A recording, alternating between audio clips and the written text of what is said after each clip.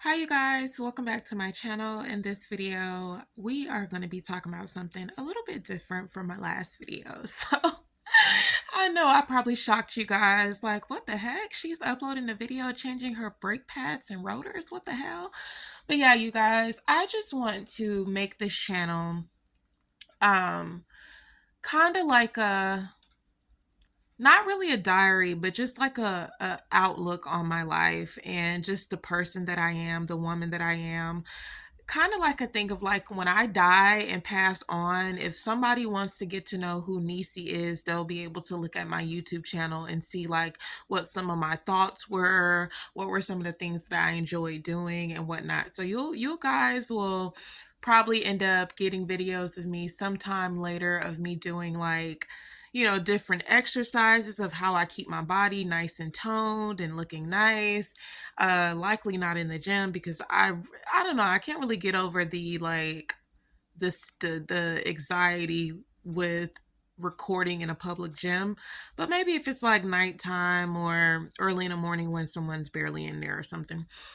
But anyways, you guys, I'm not gonna hold you guys up. I wanted to come on here and tell the story time because I really feel like I met an angel this day. And you guys hearing the story are probably gonna be like, what? You call that an angel? But I'm gonna explain why I call it an angel. So, it was a sunny day outside. I was working for rail transport at the time, and I had to do a load that was from Elgin, South Carolina, back to Atlanta, Georgia. The appointment time was that same day, and basically there was no way I was going to make that appointment time. I don't even know why Rail scheduled the appointment time to be that day. But I basically was not gonna make it on time. So if you guys have ever picked up from Pontiac Foods located in Elgin, Georgia, then you know exactly what I'm talking about. That place is pretty fast. It usually doesn't take long to get in and get out. So I got in, gave him my paperwork and my reference number, everything, hooked up to the preloaded trailer, checked everything, checked the seal, made sure my tandems were slid in the right place, and I got on my way to Atlanta, Georgia. So I'm thinking in my head, I know that I'm not going to make this appointment. There's no way possible that I can get from Elgin, South Carolina, all the way into Atlanta, Georgia, in the city of Atlanta, Georgia, by the time that they expected me to get there. It was just no way. So I went ahead and let my fleet manager know, and I was cleared to go ahead and go there and see if they would take me late.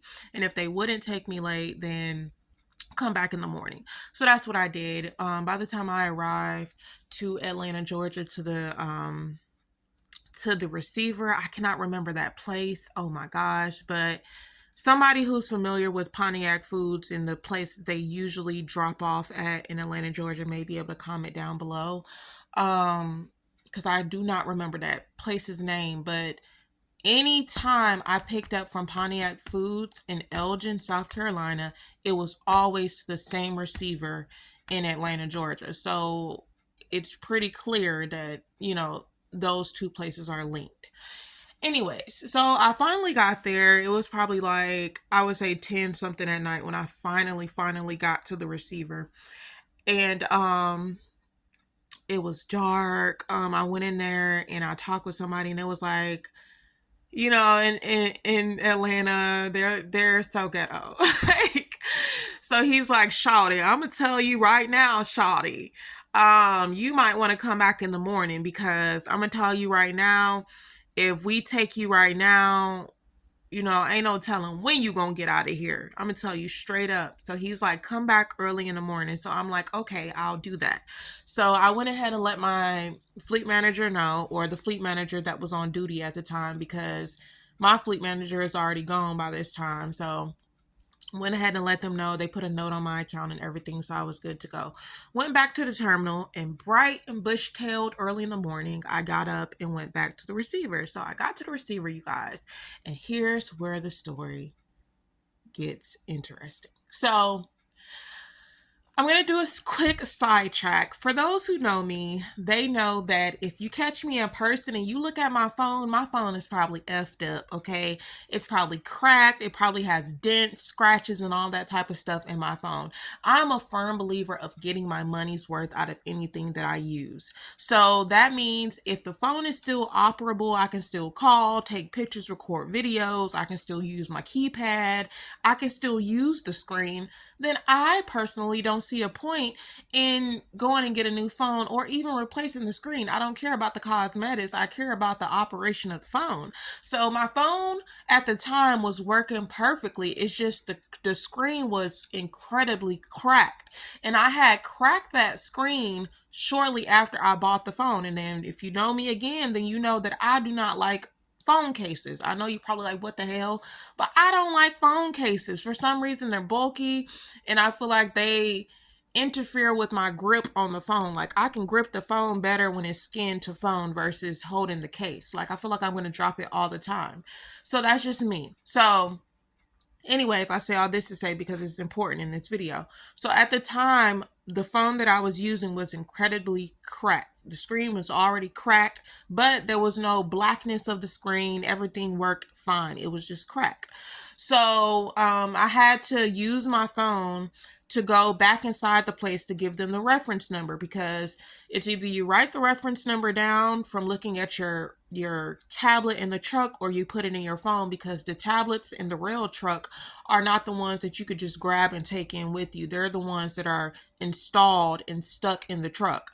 So anyways, I typed the reference number in my phone and went inside the place and let them know, hey, I was here last night. I had an appointment yesterday. They asked me for my reference number, and I'm just looking at my phone, giving them the reference number, everything else. So I got checked in. So at this place, their policy is they will call you when they have a door, and they will call you once it's finished getting unloaded. Okay. So you basically need your phone at this place. All right. So I got checked in, everything was great. They're like, we'll give you a call, when you got a door, all that good stuff. So I'm like, okay, cool.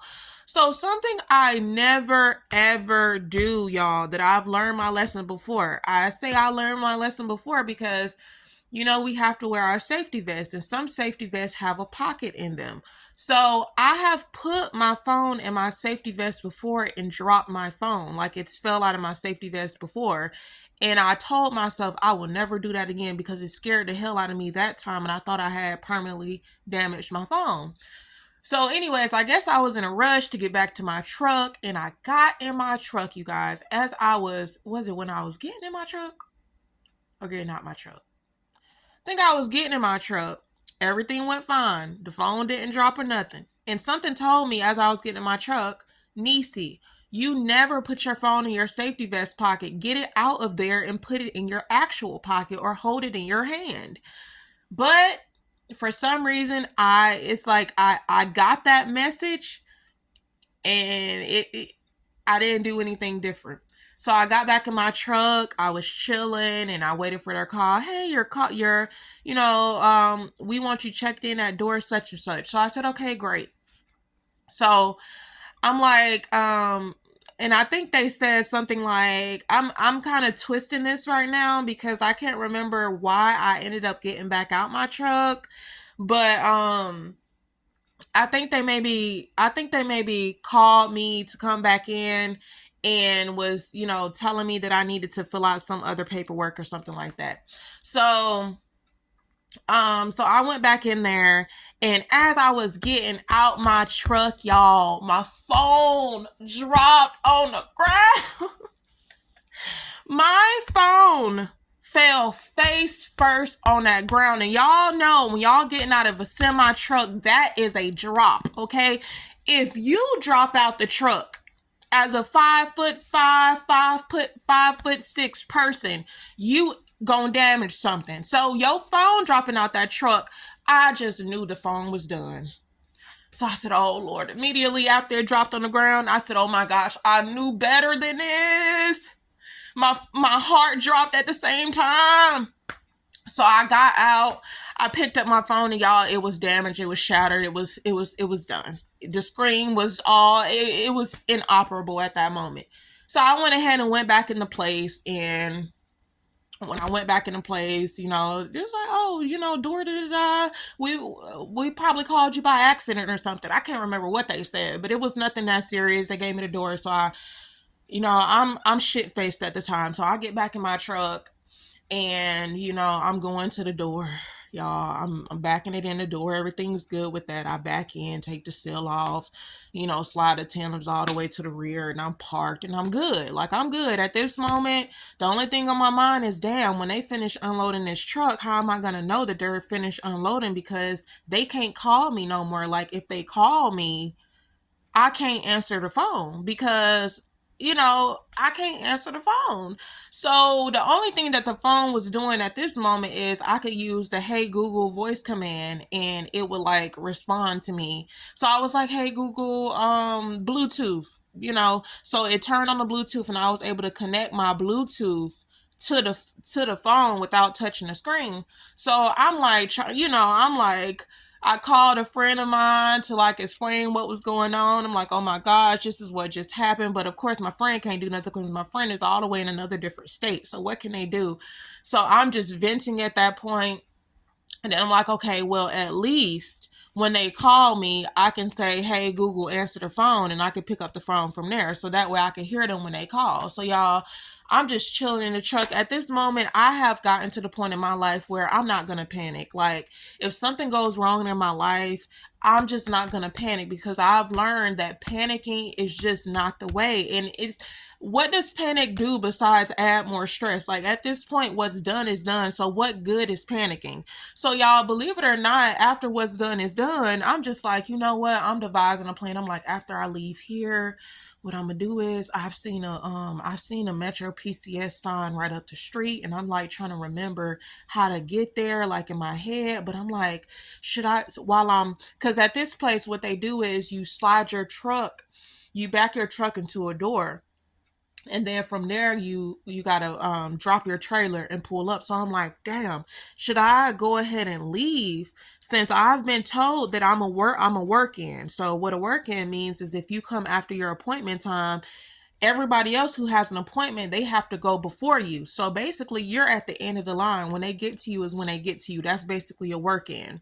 So I already know I'm going to be there for some time. So I'm like, damn, should I just go ahead and take the tractor and go to the Metro PCS that I think is right up the street, so that I can, and I'm thinking like, okay, they do have the area where you could pull onto the side of the road. I could put on my flashers or something like that, run in there real quick, get a new phone, and everything be good. So I'm like devising a plan, but at the same time, I'm thinking about my company, and the company I work for is like, they're so stickler about every single thing. Like, they probably looking to see when the truck move and when the truck don't move. Oh, and I forgot to mention, at the time, my fleet manager kept calling me over and over, because he was heckling me about like, have they started unloading you yet? I don't see on your tablet, like on your tablet, you'll do like, what is it?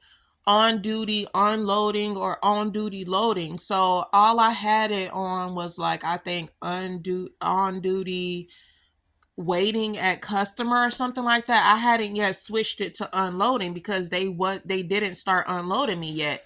So he just kept calling, because on his side on the computer, he just sees me there, but he doesn't see like where they're starting any process. So keep in mind, I'm trying to like answer it with my Bluetooth and make sure like I respond back to him, but I couldn't answer the phone. Like, it wouldn't work when he called, and like he keep calling me, but I can't answer the phone. And then at this point, I can't really explain what's going on. So I try my best to use my tablet to respond to him, and I'm like, on my work tablet. So I'm in there, I'm like, hey, my phone broke. Like, they haven't started unloading me yet. My phone is broke. I cannot answer my phone. So eventually he just stops bothering me. He gets the message.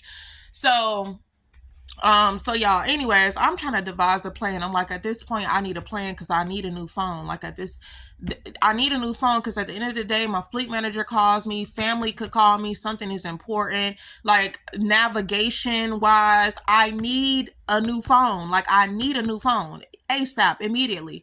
So the good thing about it is, I believe that same day, my truck had to get maintenance. So I had to go back to the terminal anyways to get maintenance. And at the rail terminal, what they allow is they allow you to borrow one of their little rail rental cars, and you can use it to go do whatever you need to do as long as you bring it back in the time frame that you need to bring it back.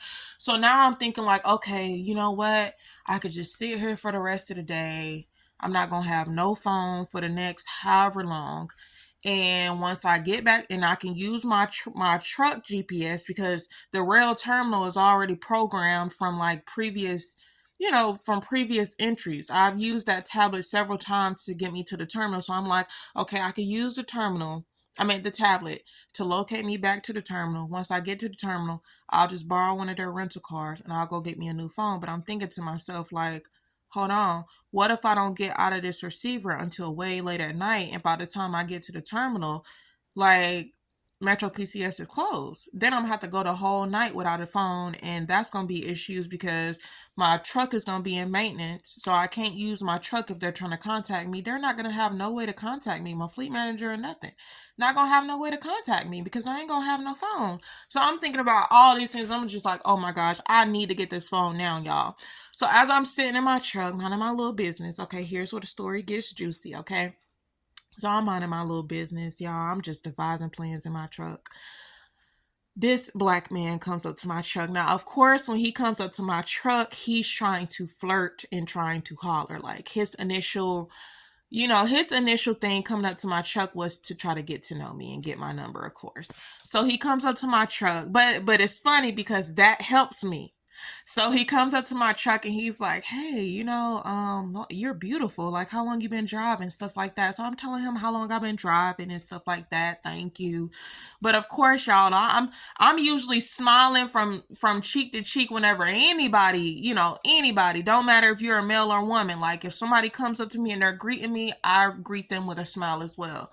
But I'm stone cold Steve Austin at this point. At this point, like, I'm just determined, like, to get a new phone. So all that giggling and a little smile here and there, y'all, I'm just stone cold Steve Austin with this dude. So I'm just like, hey, he's like, you're beautiful. How long you been driving? I'm just like, I've been driving for a couple months now. He's like, dang, what's wrong with you? I'm like, man, I dropped my phone. Like, my phone is broken. So he's like, oh, no, yeah, no. Let me back up. So he's like, can I get your number? Like, can I get your number? I'm going to be here for a while. Can I get your number? So I'm like, I can't give you my number. My phone is broke. So in his mind, he probably thinking like, man, this girl tripping. Like, this girl talking about her phone broke because she doesn't want me to get her number. That's crazy. You know what I mean? Like, that's crazy. So I'm like, my phone is broke. He's like, no, it ain't. No, it ain't. I don't believe you. I don't believe you. So I'm like, yes, it is. Like, you want to see for yourself? So he like, yeah, let me see for myself. So I give him my phone and he's looking at my phone. He's like, damn, you wasn't lying. Like, your shit really broke. And he's like, what happened? I explained to him what happened.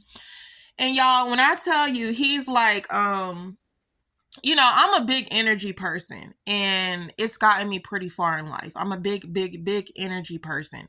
So I could tell just like from his mannerisms, from his energy, like, just, I could tell that it was safe. It was no like radar going off about him. He's like, talking about how he's going to be there for a while. He starts talking about, for some reason, y'all, people want to open up and talk to me about every single thing in their life. And I just sit there and listen. I don't add commentary. I don't act like I care. And I don't act like I don't care. I just sit there and listen. And he just started telling me everything, how his birthday is the next day and everything like that, how he wants to get back home and how his company is tripping and stuff like that. He's very familiar with the receiver that I'm at. So he's like, hey, how about this? My trailer, I'm getting unloaded too. It's gonna be a while. They still gotta call me before, they're gonna call me when I'm finished. So how about I take you right up the street to the Metro PCS, which is the one that I was thinking about going to. How about I take you right up there and you could go get your new phone? So I'm like, no, at first I'm hesitant because I'm like, I don't know this person, for one. For two, I'm like, what if Rail call? I'm thinking all type of stuff. I'm like, what if Rail messages me on a tablet and they can't get to me and da da da da da? Like, what if? And then I forgot to mention, excuse me. Also, if you work for Rail, Rail has an app. So you download an app. So the app also tracks your location. So, yeah. So I'm just like, dang, even though my phone is broke, it's still turned on. So what if Rail like zooms into my location? They could see that I'm no longer at the receiver. Like I might get in trouble. Like, oh my gosh. Like, I'm freaking out low key. So anyways, after about 20 minutes of going back and forth and me giving him a stern look like, hey, I'm not here to play no games. If you gonna take me, then take me. Like, I was being a little mean, but I had to be serious because it's like, look, I don't know you. You don't know me. You're from Atlanta. You know how to get around Atlanta. I don't know Atlanta worth anything. So, like, anything could happen at this point once I get in your truck. So he was also a company driver, but he was like a small company driver. Like he probably had a friend that was an owner operator and he ran for his friend type of thing. Like it wasn't on a big scale like the situation I was in. So he was able to put me in a truck and drive me around and wouldn't have anybody bothering him. Cause I kept saying that like, you don't get yourself in trouble. Like I don't want you to get in trouble trying to help me. But I kid you not. So we ended up going by that Metro PCS, and y'all, guess what? The sign was on the building, but there was no Metro PCS within the plaza. For some reason, I guess Metro actually moved from the building, but they decided not to take down their sign. So at this point, I'm panicking. I'm like, oh my gosh, like, what the heck? Like, I really, really, really need a phone. So I come back out to him and I'm like, ain't no Metro PCS in there. Like, ain't no Metro PCS in there. So we get to, like I said, he get to the place, he pull over on the side of the road, put his flashers on, everything. He like, girl, it's fine. Like, go in there, like, real cool, real respectful, real gentleman, like.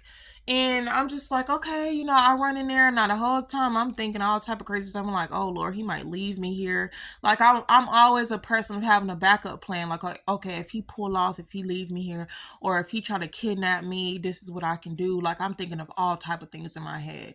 So what ends up happening is I get back in his truck. I explain the situation. He's like, oh man. So he cranks up the truck. It's a shift gear. So he's shifting, got me shifting. And he's driving and we ended up eventually getting on the highway. So I ain't saying nothing yet. In my head, I'm like, hold up, where the hell? In my head, I'm like, where the hell are we going? Because I know if you wanted to turn around, all you could have do is like, I know he's in like a semi truck, what I'm not trying to say, the tractor part, but I'm like, it was plenty of spaces around here. You could have pulled into an establishment and turned around. I'm like, where the hell he taking me? So y'all, I'll wait until after the man get on the highway.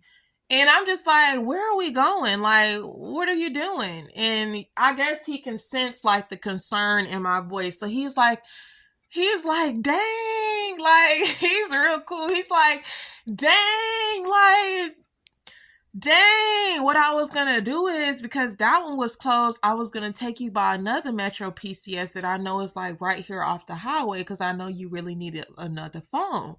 So I'm thinking to myself, like, okay, like, I was like, don't play with me, don't try to kidnap me, you know what I mean? He's like, girl, ain't nobody trying to kidnap you, I'm just trying to help you, or whatever. So sure enough, y'all, he get off the highway, man of his word, he get off the highway, and he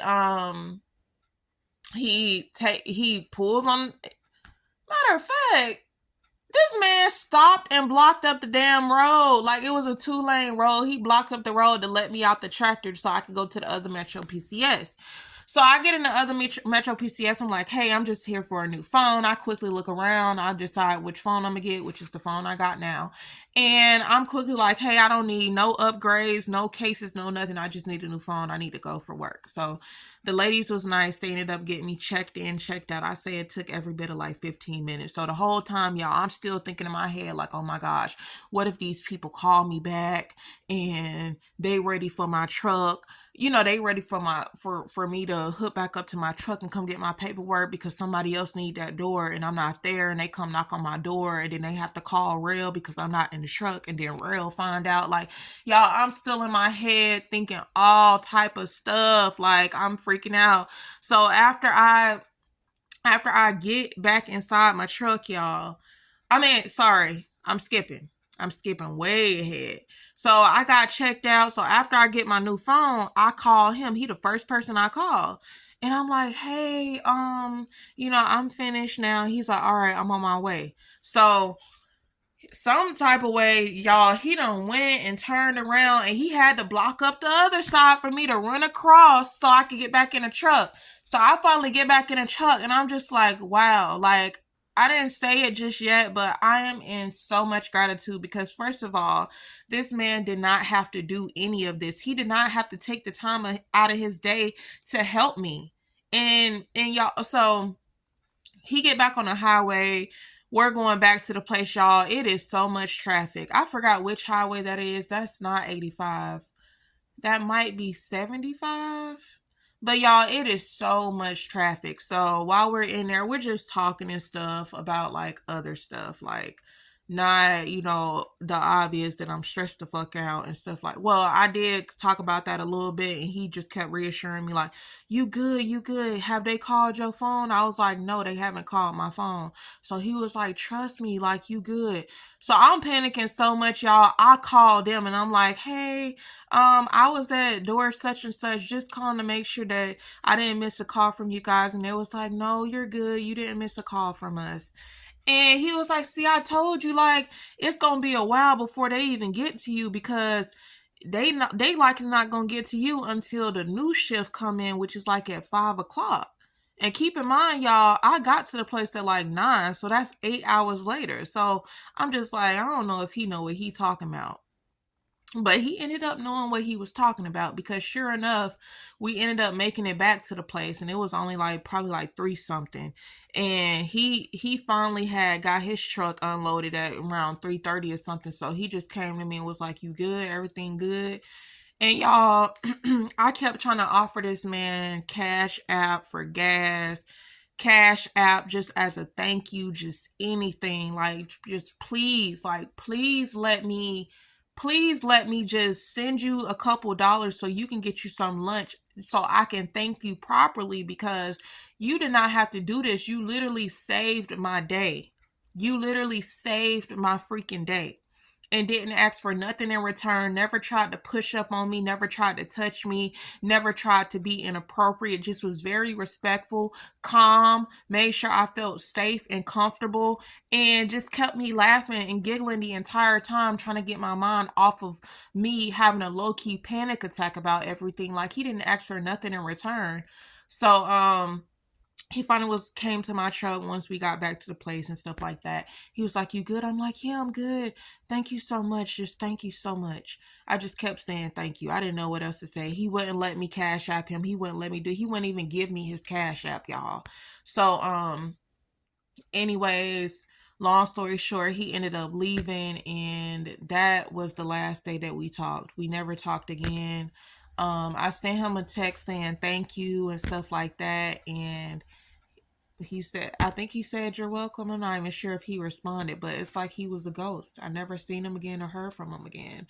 So in the rare chance that you do come across this video, maybe one day when I make it big here on YouTube and you listening to this story, thank you again from the bottom of my heart. I don't have his number no more, so from that day we just never talked again. It's like a angel came in disguise and just vanished. Like, I never seen him again. But thank you so much because you literally saved my day. Like, you were literally such a big help. You didn't try anything inappropriate with me at all, and after a while I felt okay. Like, I felt safe to a degree. Like, okay.